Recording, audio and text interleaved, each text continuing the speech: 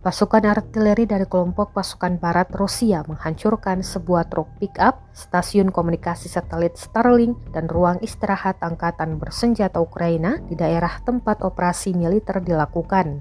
Rekaman detik-detik serangan diunggah di Telegram Kementerian Pertahanan Rusia pada Rabu 29 Januari 2025. Sebelum artileri menyerang, pengintai Rusia lebih dulu menentukan lokasi. Serangan pun akurat mengenai sasaran, namun hingga kini tidak disebutkan total korban jiwa dalam serangan Rusia kali ini.